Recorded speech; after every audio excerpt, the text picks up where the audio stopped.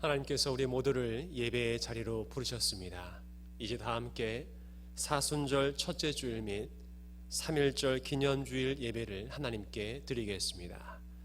다 함께 38장 찬양하겠습니다.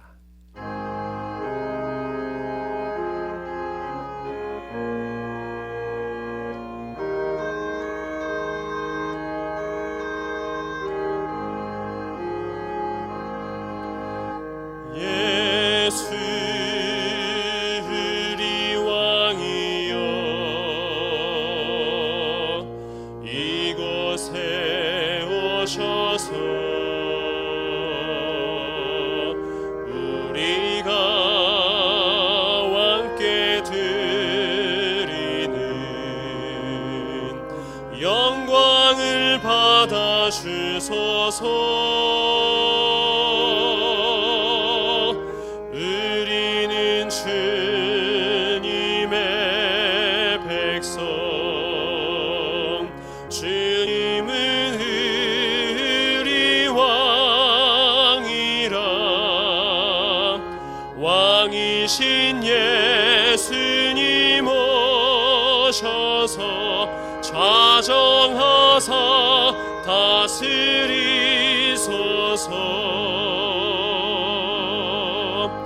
예수 우리 주시여,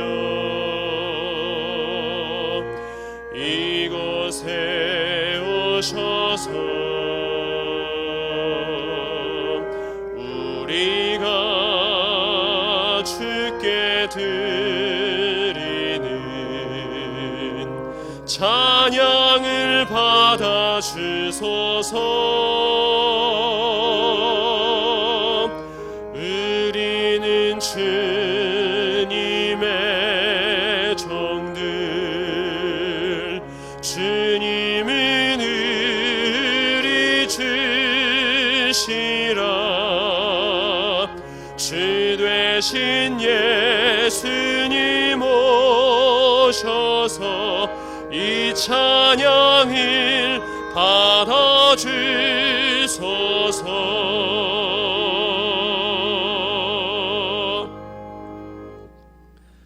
성시교도 124번입니다.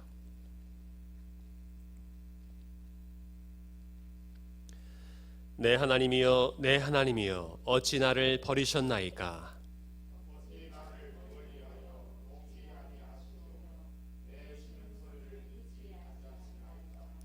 내 하나님이여, 내가 낮에도 부르짖고 밤에도 잠잠하지 아니하오나 응답하지 아니하시나이다.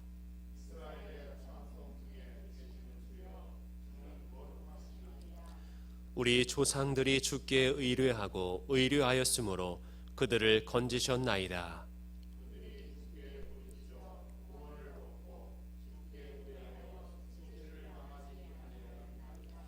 나를 멀리하지 마옵소서. 환난이 가까우나 도울 자 없나이다.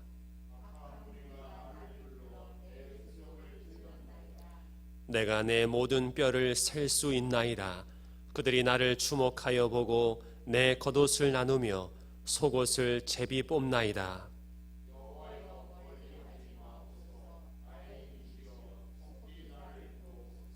나를 사자의 입에서 구하소서. 주께서 내게 응답하시고 들소의 뿔에서 구원하셨나이다.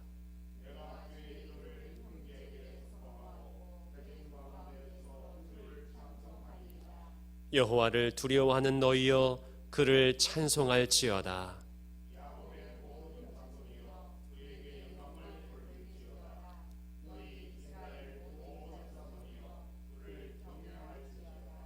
아멘. 다 함께 사도신경으로 우리의 신앙을 하나님께 고백하겠습니다. 나는 전능하신 아버지 하나님, 천지의 창조주를 믿습니다. 나는 그의 유일하신 아들 우리 주 예수 그리스도를 믿습니다. 그는 성령으로 잉태되어 동정녀 마리아에게서 나시고 본디오 빌라도에게 고난을 받아 십자가에 못 박혀 죽으시고 장사된 지 사흘 만에 죽은 자 가운데서 다시 살아나셨으며 하늘에 오르시어 전능하신 아버지 하나님 우편에 앉아 계시다가 거기로부터 살아있는 자와 죽은 자를 심판하러 오십니다. 나는 성령을 믿으며 거룩한 공교회와 성도의 교제와 죄를 용서받는 것과 몸의 부활과 영생을 믿습니다. 아멘. 다 함께 찬송가 21장 찬양하겠습니다.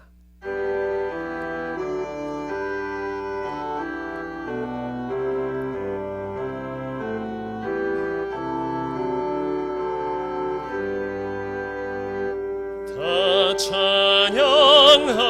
찬양하여라 전능왕 창조의 주께 내 원어 주 찬양 평강과 구원의 주님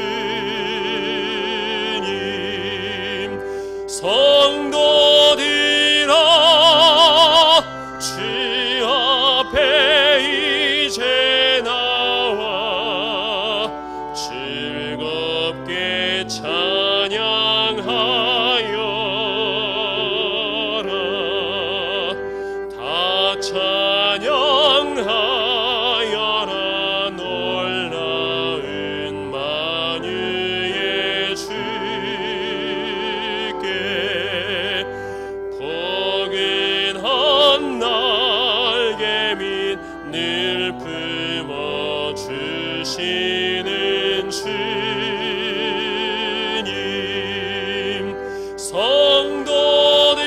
성도들아 주님의 뜻 안에서 내 소원 다 이루리라 다 찬양하여라 온 몸과 마음을 바쳐 이 세상 만물이 주 앞에 다 나와 찬양 성도들아 기쁘게 소리 높여 영원히 찬양하여라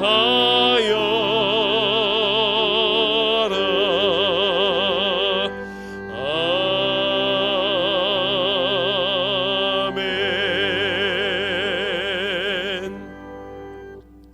이 시간 우리를 대표하여 김명원 장로님께서 기도해 주시겠습니다.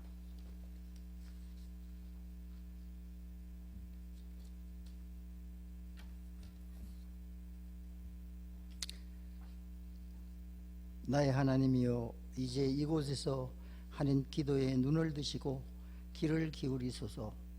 우리를 사랑하셔서 하나님의 형상으로 빚으시고 귀한 주의 자녀들로 살아가게 하신 하나님께 감사와 찬양과 영광을 돌립니다. 지난 한 주간도 우리의 생명을 지켜주시고 주님 주시는 은총 가운데 살게 하심을 감사드립니다.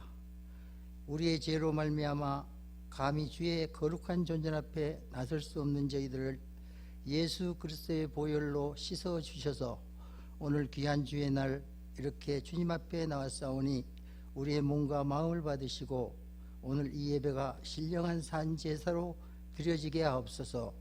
지난 여세 동안 각자의 처소에서 일터에서 주님 주신 역할을 감당하며 살아왔습니다. 그러나 우리 마음속에 남아있는 죄성과 육신의 연약함으로 하나님의 말씀대로 살지 못하고 저희들의 짧은 지혜를 의지하려 했던 어리석음을 고백합니다. 저희들의 부족함을 용서하여 주시고 그 부족함 안에 주 성령을 크게 부어주시사 강하고 견고한 하나님의 사람으로서 주님의 뜻을 실천하고 살기를 원합니다. 하나님 아버지, 오늘은 특별히 일제의 침략과 잔인한 착시에 항거하며 자유와 평화의 깃발을 높이 들었던 3.1절을 기념하여 예배를 드립니다. 무력하고 나약하였기에 이방 민족에게 주권을 빼앗기는 서름을 당했으나 민족의 정기를 잃지 않고 일어설 수 있도록 인도하여 주신 하나님께 감사를 드립니다. 하나님 아버지, 이번 주일은 특별히 주님의 고난과 부활을 나타내는 사순절의 첫째 주일입니다. 주님의 십자가의 사랑을 깨달는 기간 되게 하시고 주님의 십자가 정신을 실천할 수 있는 경건한 기간 되게 하옵소서. 하나님 아버지, 간절히 기도합니다. 지금 국내와 지구촌에는 코로나19 감염병으로 인해 국민의 생명과 안전을 위협받고 있습니다. 예배를 주의 몸된 교회에서 드리지 못하고 가정에서 인터넷 방송을 통해서 드리고 있습니다. 감염병으로 인해 수출에 빨간불이 켜지고 시장이 문을 닫고 소상공인들이 문을 닫고 있습니다. 헌정사상 처음으로 국민을 대변해야 하는 국회가 일시적으로 폐쇄가 되고 법원이 휴정에 들어갔습니다. 하나님 아버지, 나라와 민족을 위해 기도합니다. 이 나라가 진리를 깨닫게 하옵소서. 믿는 저희들 모두가 이 어려운 시기에 기도하게 하시고 기도하는 백성들이 나라를 온전히 세우는 줄 믿습니다. 대통령과 정치인들, 공직자들, 그리고 국민 모두가 서로가 힘쓰고 애쓰는 가운데 이 어려운 시기를 잘 극복할 수 있게 하시고 하루속히 좋은 약품이 개발되어서 코로나19 감염병이 종식될 수 있도록 하나님께서 친히 도와주시옵소서. 육신이 아픈 중에 주님께 간절히 기도하는 환우들을 기억하여 주옵소서. 그들의 아픔을 주님의 보혈로 어루만져 주시어 치료하여 주시옵소서. 이제 담임 목사님께서 우리 모두에게 위로의 말씀과 축복의 말씀을 주실 때 우리 모두가 위로를 받고 큰 힘을 얻어 이 어려운 시기를 잘 극복할 수 있도록 도와주시옵소서. 감사드렸고 우리들을 죄 가운데서 구원하신 예수님의 이름으로 간절히 기도드리옵나이다. 아멘.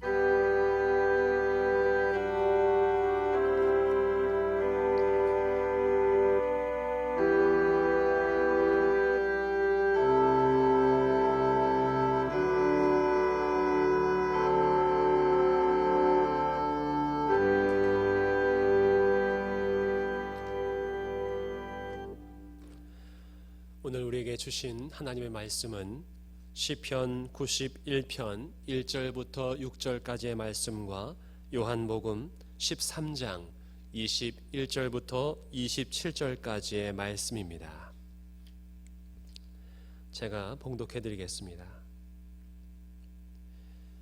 지존자의 은밀한 곳에 거주하며 전능자의 그늘 아래에 사는 자여, 나는 여호와를 향하여 말하기를 그는 나의 피난처요 나의 요새요 내가 의뢰하는 하나님이라 하리니, 이는 그가 너를 새 사냥꾼의 올무에서와 심한 전염병에서 건지실 것이미로다.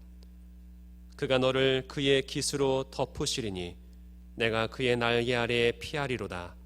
그의 진실함은 방패와 손방패가 되시나니, 너는 밤에 찾아오는 공포와 낮에 날아드는 화살과 어두울 때 퍼지는 전염병과 밝을 때 닥쳐오는 재앙을 두려워하지 아니하리로다. 이어서 요한복음 13장 21절부터 27절까지의 말씀을 봉독해 드리겠습니다. 예수께서 이 말씀을 하시고 심령이 괴로워 증언하여 이르시되, 내가 진실로 진실로 너희에게 이르노니 너희 중 하나가 나를 팔리라 하시니, 제자들이 서로 보며 누구에게 대하여 말씀하시는지 의심하더라. 예수의 제자 중 하나 곧 그가 사랑하시는 자가 예수의 품에 의지하여 누웠는지라. 시몬 베드로가 머릿짓을 하여 말하되, 말씀하신 자가 누구인지 말하라 하니, 그가 예수의 가슴에 그대로 의지하여 말하되, 주여 누구니이까? 예수께서 대답하시되, 내가 떡 한 조각을 적셔다 주는 자가 그니라 하시고, 곧 한 조각을 적셔서 가룟 시몬의 아들 유다에게 주시니, 조각을 받은 후 곧 사탄이 그 속에 들어간지라. 이에 예수께서 유다에게 이르시되, 내가 하는 일을 속히 하라 하시니. 아멘.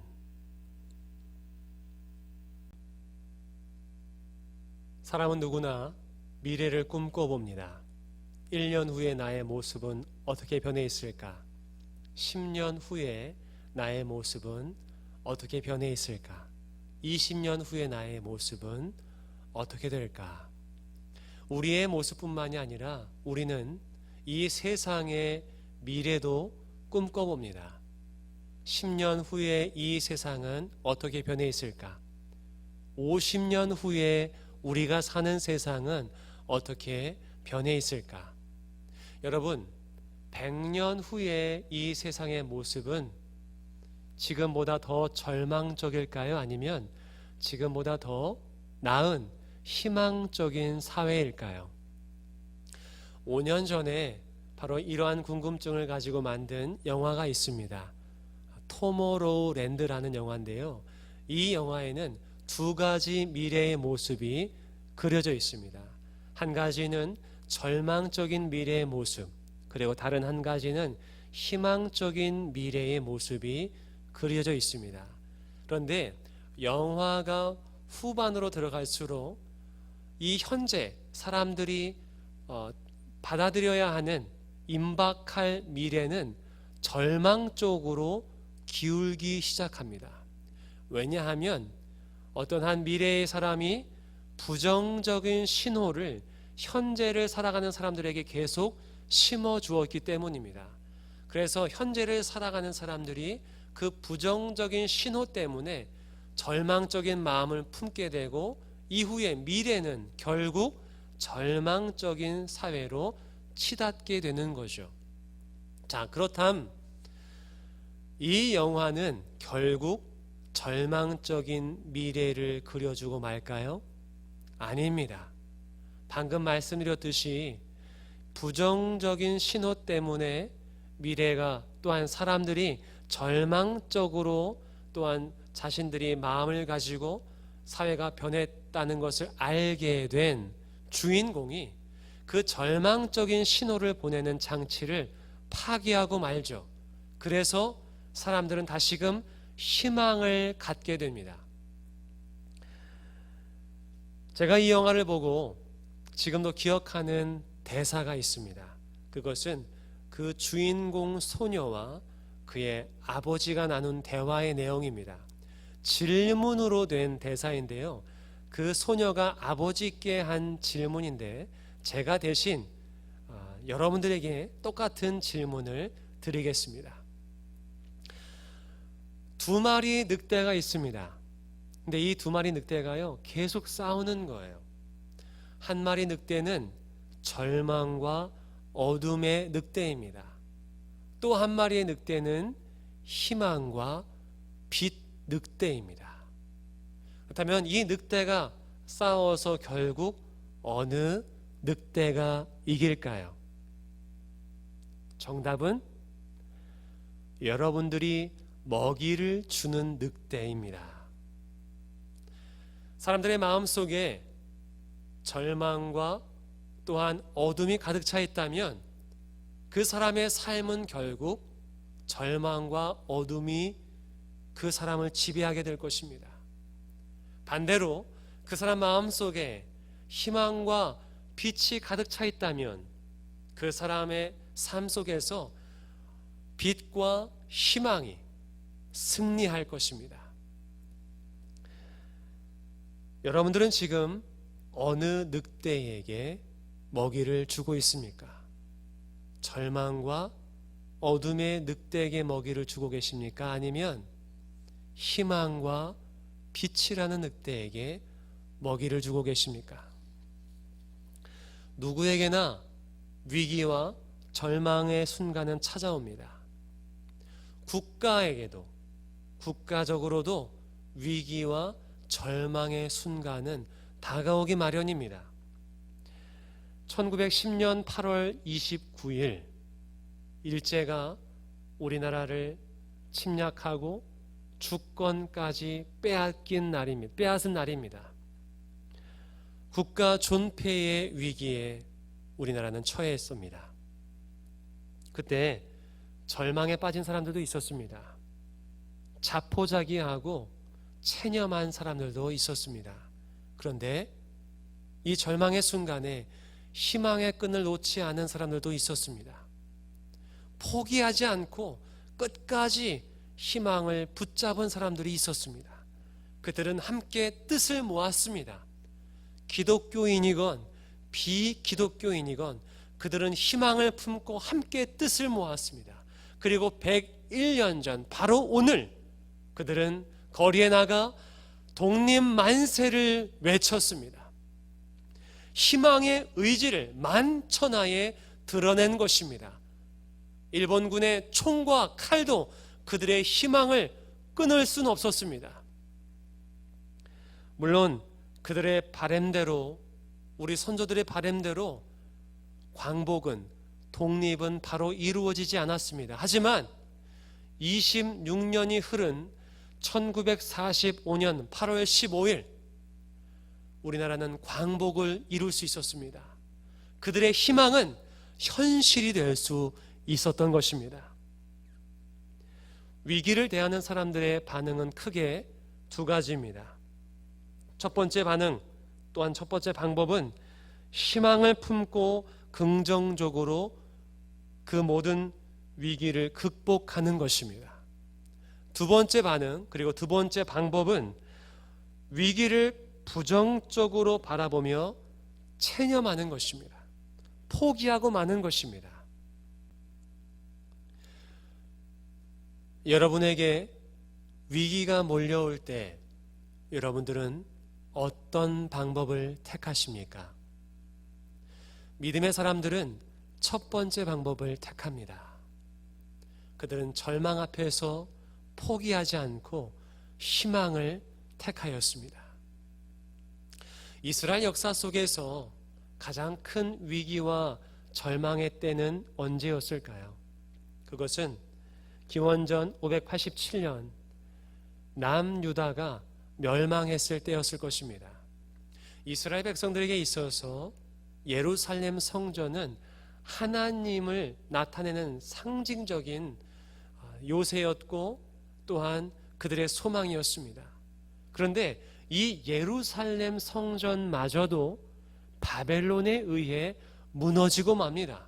그때 모든 이스라엘 백성들은 절망하고 맙니다. 심지어 바벨론의 포로로 끌려갔던 사람들도 있었기 때문에 그 누구도 예루살렘이 그리고 이스라엘이 남유다가 회복될 것이라고는 상상하지도 못했습니다. 그런데 그러한 절망과 위기의 순간 앞에서도 포기하지 않고 희망을 품었던 사람들이 있었습니다. 그들에게 유일한 희망은 바로 살아계신 하나님이었습니다. 예레미야 애가 3장 55절부터 57절까지의 말씀입니다. 여호와여, 내가 심히 깊은 구덩이에서 주의 이름을 불렀나이다. 주께서 이미 나의 음성을 들으셨사오니 이제 나의 탄식과 부르짖음에 주의 귀를 가리지 마옵소서. 내가 주께 아뢰날에 주께서 내게 가까이 하여 이르시되 두려워하지 말라 하셨나이다. 아멘. 이 예레미야 애가는 남유다가 바벨론에 멸망당한 뒤에 바로 쓰인 희망의 시입니다. 완전히 절망 속에서 믿음의 저자는 이렇게 고백하는 것이지요. 여호와여, 내가 심히 깊은 구덩이에서 주의 이름을 불렀나이다. 아멘. 깊은 구덩이에서 그가 품을 수 있었던 유일한 희망이자 소망은 하나님께 부르짖는 것이었습니다. 그리고 하나님은 자신을 찾는 그 믿음의 사람을 외면치 않으시고 그에게 말씀하셨습니다. 두려워하지 말라. 우리 또한 이 예레미야와 같은 믿음의 사람이 되기를 주님의 이름으로 축복합니다. 절망 속에서 체념하는 것이 아니라 하나님을 찾는 그 희망을 품을 수 있는 저와 여러분이 되실 수 있기를 바랍니다. 그러한 믿음을 가진 우리에게도 주님께서는 반드시 말씀해 주실 줄 믿습니다. 두려워하지 말라. 이뿐만이 아닙니다. 시편 91편 기자는 이렇게 고백합니다. 나는 여호와를 향하여 말하기를 그는 나의 피난처요 나의 요새요 내가 의뢰하는 하나님이라 하리니 이는 그가 너를 새 사냥꾼의 올무에서와 심한 전염병에서 건지실 것이미로다. 어두울 때 퍼지는 전염병과 밝을 때 닥쳐오는 재앙을 두려워하지 아니하리로다. 아멘. 시편 91편 기자에게도 하나님은 그의 유일한 희망이자 피난처였습니다. 그렇기 때문에 하나님을 의지하였던 그는 그 어떤 것도, 아니 전염병마저도 두려워하지 않은 줄 믿습니다. 하나님은 저와 여러분의 피난처이시기도 하십니다. 그리고 저와 여러분의 희망이 되어주십니다.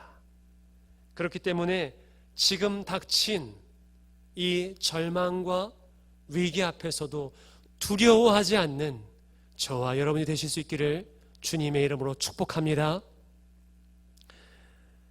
그런데 하나님은 우리가 여기에서 머무는 것이 아니라 한 걸음 더 나아가기를 원하십니다.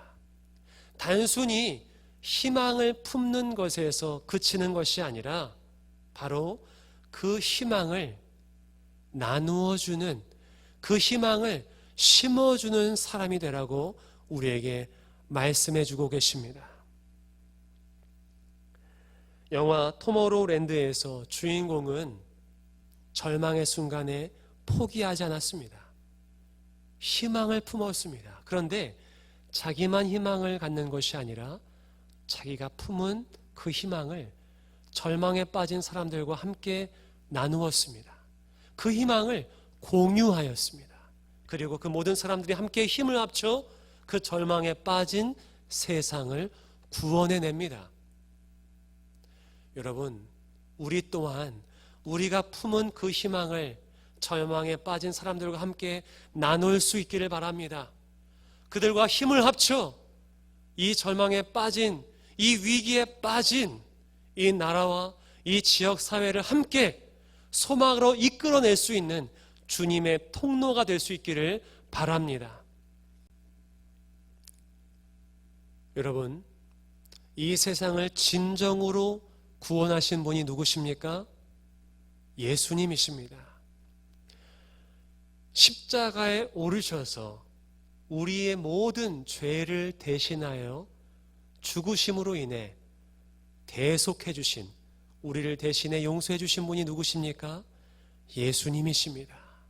그런데 예수님께서 그 대속 사역을 하시기 전에 제자들을 불러 모으시고 함께 만찬을 가지시고 그들의 발까지 씻어주시는 장면이 요한복음 13장에 자세히 기록되어 있습니다.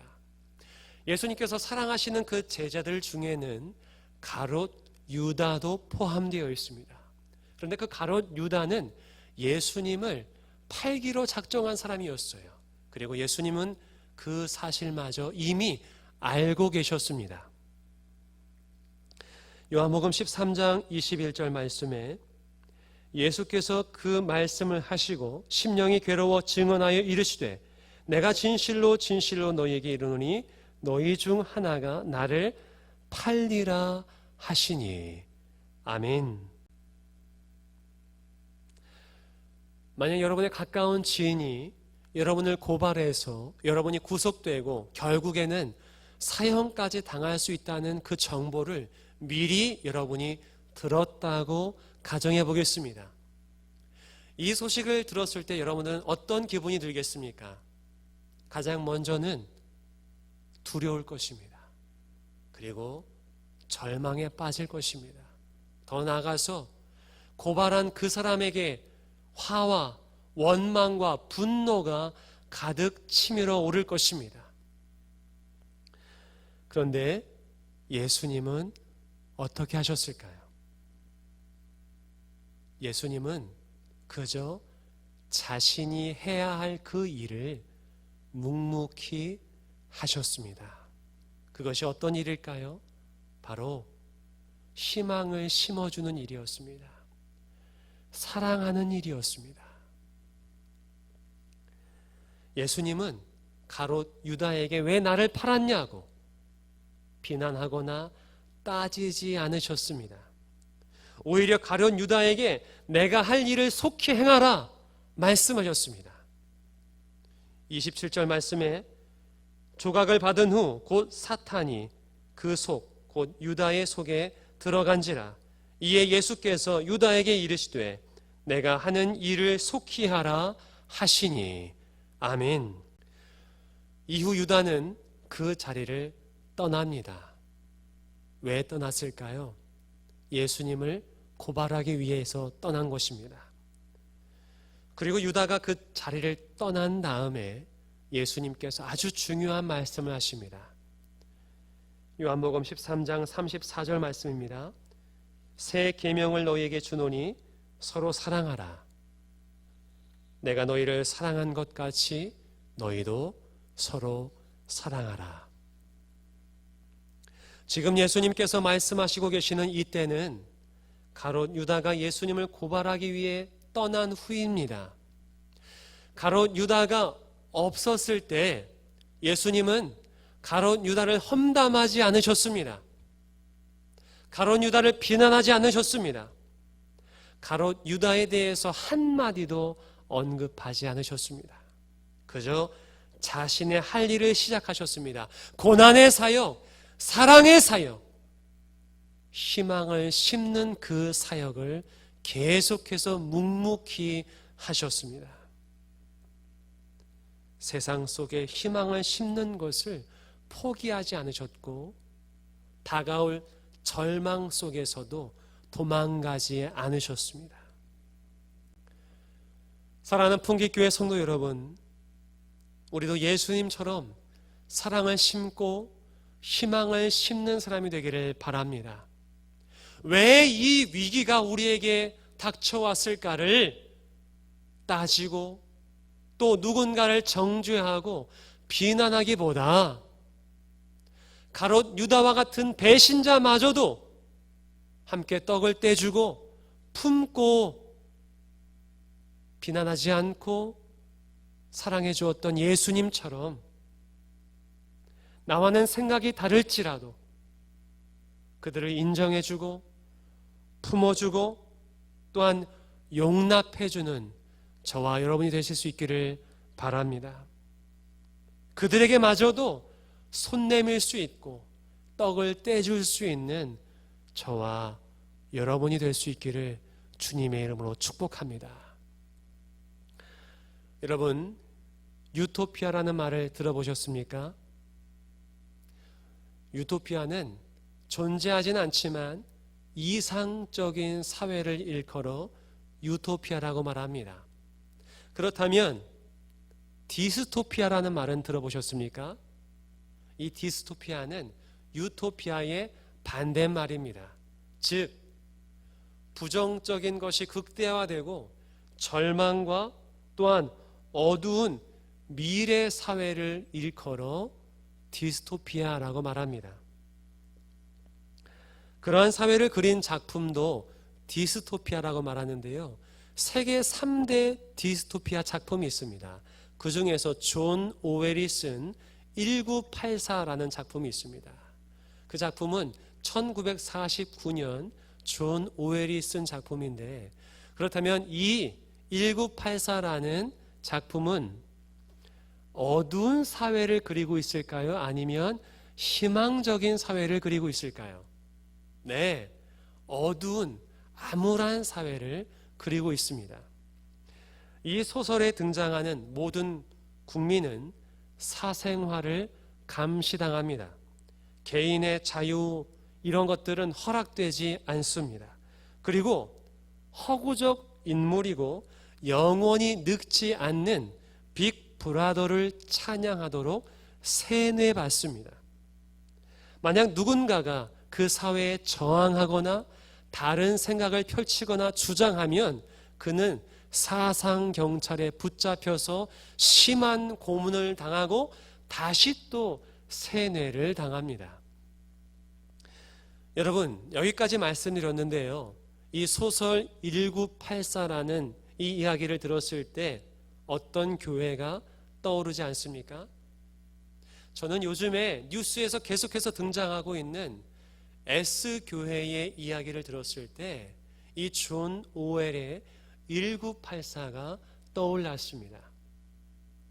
죽지 않고 영원히 늙지 않는다는 빅브라더를 찬양하고 한 가지 생각에, 같은 생각에 세뇌당하는 모습이, 이 소설 속에 등장하는 국민들의 모습이 마치 그 이단 교회 성도님들의 모습과 무척 닮아있기 때문입니다.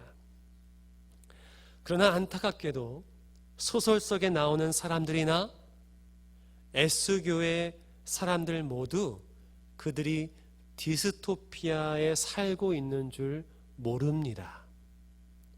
그것이 실제로는 절망과 어둠의 세상이라는 것을 그들은 모르고 있다는 것입니다. 왜일까요? 첫 번째 이유는 그들이 세뇌당했기 때문입니다. 두 번째 이유는 현재 우리의 삶이 디스토피아보다 더 절망적이기 때문입니다.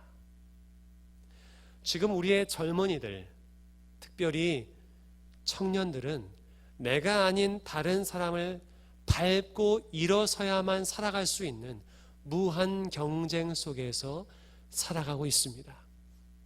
청년들에게 있어서, 특별히 취업하지 못한 청년들에게 있어서 결혼이나 내 집을 장만한다는 것은 꿈속에서조차 얘기할 수 없는 허황된, 아니 먼 이야기처럼 들릴 뿐입니다. 그들은 그 어디에서도 인정을 받거나 존중받거나 사랑받지 못하고 있습니다. 돈과 학력과 취업으로 인정과 관심을 받는 이 시대에서 아무것도 가지지 못한 그들은 인정과 관심조차 받지 못합니다. 더욱이 전현직 국회의원 자녀의 KT 부정 채용 의혹과 법무부 전 장관의 자녀 입시 의혹 등은 기회조차 가질 수 없는 청년들에게 더 큰 좌절을 맛보게 했습니다. 그들에게 있어서 이보다 더 절망적인 사회가 있을까요? 그렇기 때문에 그들에게 있어서 오히려 자신들에게, 아니 아무것도 가지고 있지 않는 자신들에게 관심을 가져주고 다가왔던 S교회는 이 세상보다 더 나은 사회였을지 모르겠습니다. 어디에도 소속되지 못했던 그들에게 소속감을 가지게 해준 그 공동체가 어찌 보면 이 절망적인 사회 속에서 사회보다 더 나은 공동체였을지 모르겠습니다. 그것이 비록 디스토피아일지라도 말입니다. 그렇다면 이제 우리가 해야 할 일은 무엇일까요? 믿음을 가진, 희망을 가진 우리가 해야 할 일은 무엇일까요? 그것은 바로 사회와 교회의 위기 앞에서도 희망을 포기하지 않는 것입니다. 그리고 더 나아가 희망을 심어주는 것입니다. 그래서 이 사회가 디스토피아에서 탈출할 수 있도록, 그리고 예수님께서 꿈꾸셨던 하나님의 나라를 이루는 것, 그것이 우리의 사명입니다. 그러한 사명을 이룰 수 있도록 주님께서는 우리를 도와주실 줄 믿습니다. 친히 우리의 희망이 되어주실 줄 믿습니다. 그러한 희망을 붙잡고 세상 속에서 희망을 심는 사람들이 있습니다. 바로 어제죠. 2월 29일 아침에 인터넷 뉴스에 이러한 기사가 실렸습니다. 제가 한번 읽어드리겠습니다. 마스크 대란 속에 출고가를 1원도 올리지 않았다는 마스크 생산업체에 작은 선물이 도착했습니다. 부산에서 서울까지 먼 길을 온 사과 한 상자는 업체가 생긴 지 10년 만에 처음 받아본 선물입니다. 직원들도 덕분에 다시 뛸 힘을 내봅니다. 마스크 회사 대표는 이렇게 말했습니다. 정말 억울한 오해도 많이 받았습니다. 그런데 그게 일순간에 진짜 눈 녹듯이 사라지며 울컥하고 눈물이 나오려고 하더라고요. 정말 이 위기가 아무것도 아니고 정말 다 같이 힘내서 극복해야 되겠다 하는 힘이 생겼습니다. 이러한 내용인데요. 제가 이 기사를 읽고 처음 든 생각은 이것입니다.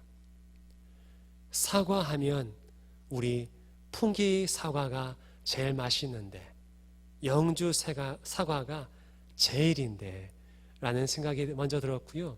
두 번째 든 생각은 이것입니다.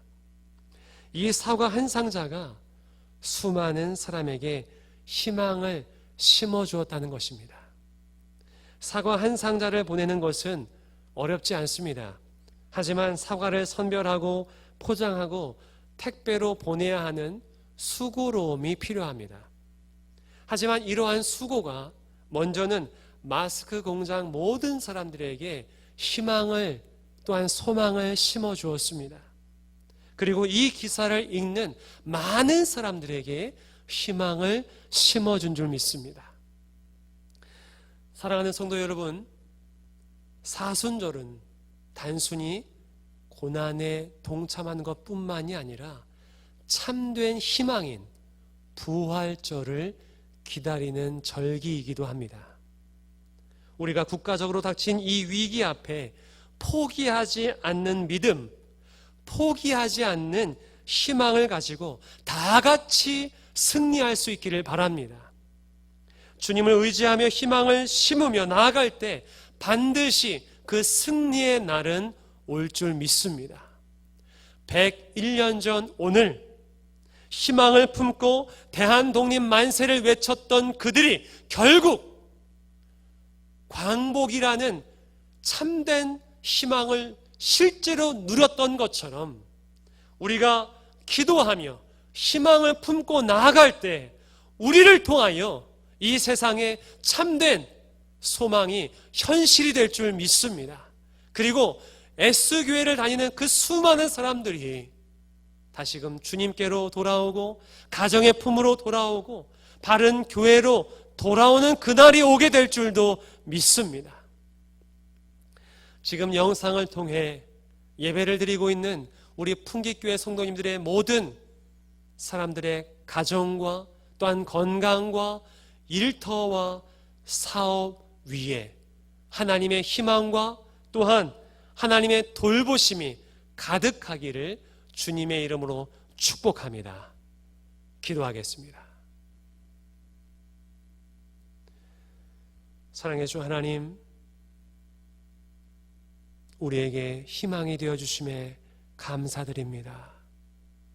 지금 온 국가와 사람들이 코로나19로 말미암아 절망 속에 빠져 있습니다. 바라옵기는 주님이 우리의 희망이 되어 주셔서 우리가 먼저 희망을 포기하지 않게 해주시고 그 희망을 붙잡고 또한 다른 수많은 사람들에게 희망을 심어주는 희망의 통로가 되게 인도하여 주시옵소서. 승리의 그날은 반드시 올 줄 믿습니다. 코로나19 사태가 종식되고 또한 저 이단에 빠져있는 수많은 사람들이 주님의 품으로 또한 가정의 품으로 돌아오는 그날이 오게 될 줄도 믿습니다. 우리가 포기하지 않고 주님을 붙잡고 나아가오니 우리 모든 믿는 자들을 통하여 하나님 역사해 주시고 이루어 주시옵소서. 우리의 참된 희망 되신 예수 그리스도의 이름으로 기도하옵나이다. 아멘. 다 함께 찬송가 342장 찬양하겠습니다.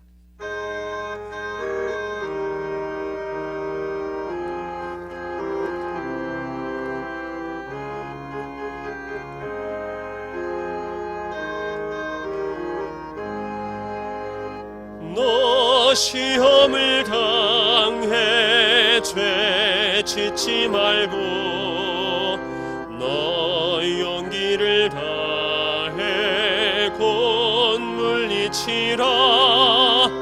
너 시험을 이겨 새 힘을 얻고 주 예수를 믿어 늘 승리하라.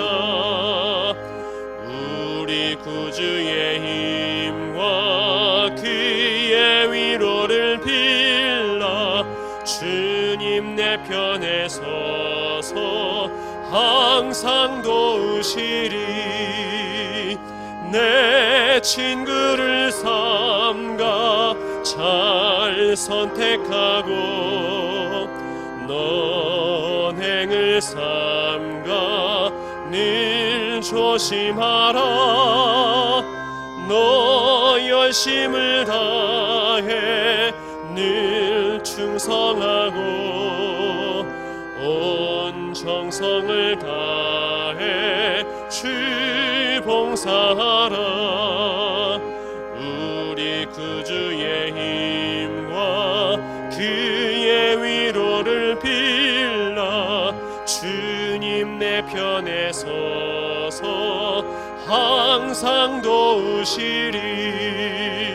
잘 이기는 자는 상 받으리니 너 낙심치 말고 늘 전진하라. 내 구세주 예수 힘 주시리니 주 예수를 믿어 늘 승리하라. 우리 구주의 힘과 그의 위로를 빌라. 주님 내 편에 서서 항상 도우시리. 아멘. 교회 소식을 알려드리겠습니다. 지난주에 이어서 코로나19 사태로 말미암아 우리 풍기교회는 영상 예배로 대체합니다. 가정에서 영상을 통해 예배를 함께 드리시는 모든 분들에게 주님의 평강과 사랑이 또한 은혜가 함께 하시기를 주님의 이름으로 축복합니다. 무엇보다 여러분들이 건강하시길 바랍니다. 우리 교회가 지난주에 이어서 오늘도 주일 모임을 갖지 않는 이유는 여러분들의 생명과 안전이 더 중요하기 때문입니다.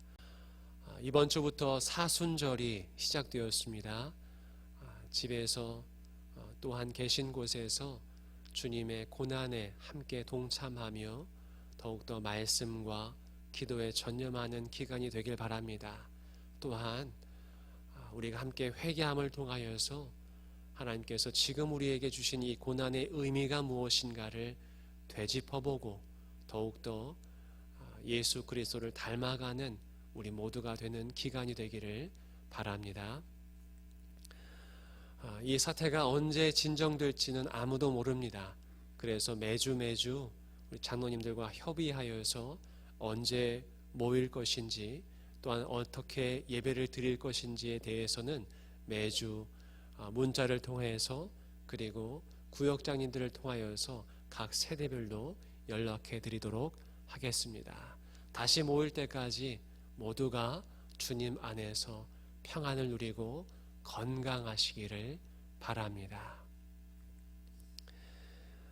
오늘은 특별히 찬송가 171장을 부르지 않고요, 그날이라는 찬양을 부르려고 합니다.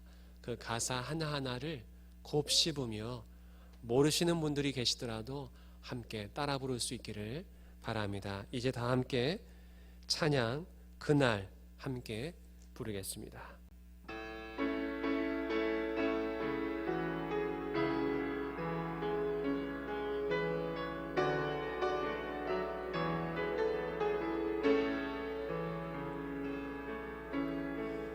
사망의 그늘에 앉아 죽어가는 나의 백성들,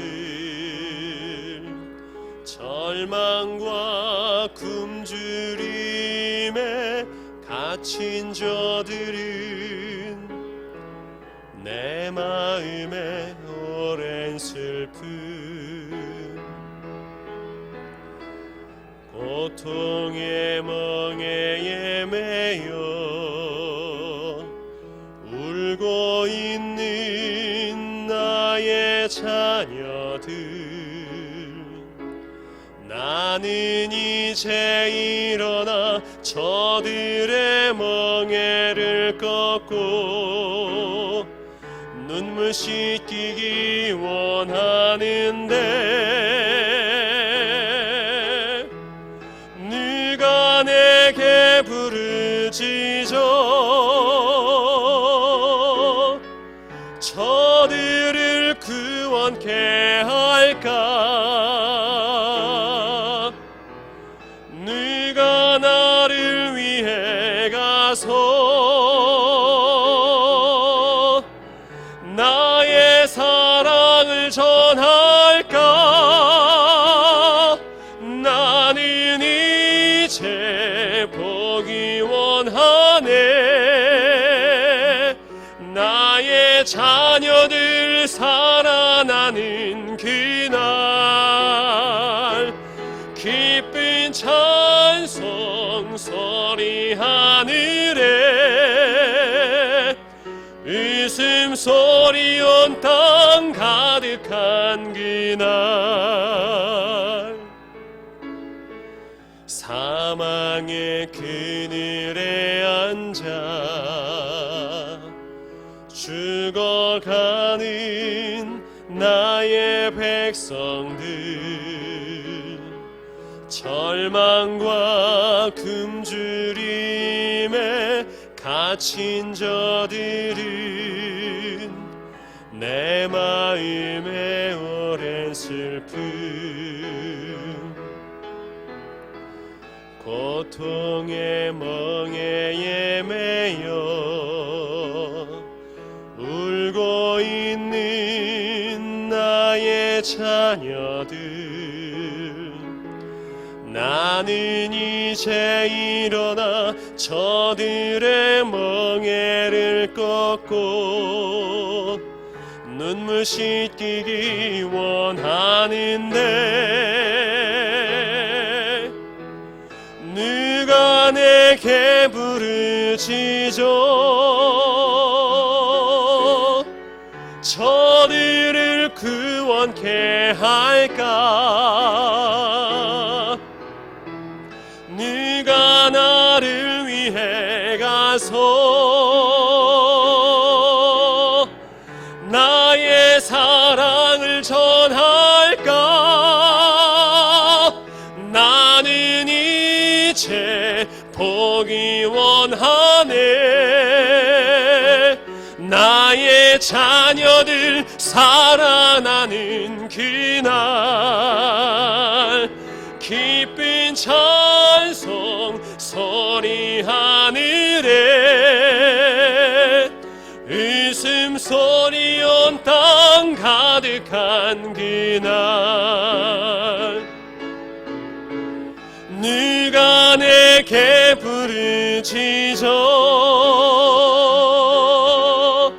저들을 구원케 할까? 네가 나를 위해 가서 나의 사랑을 전할까? 나는 이제 보기 원하네. 나의 자녀들 살아나는 그날, 기쁜 찬송 소리 하늘에, 웃음소리 온 땅 가득한 그날,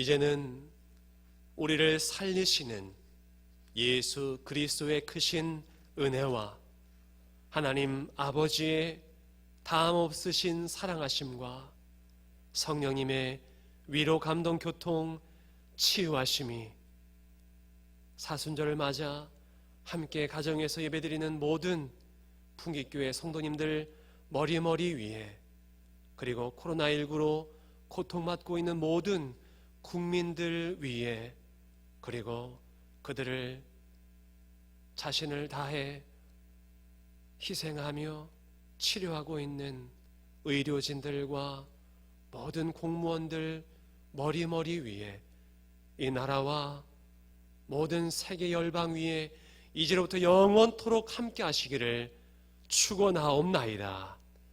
아멘.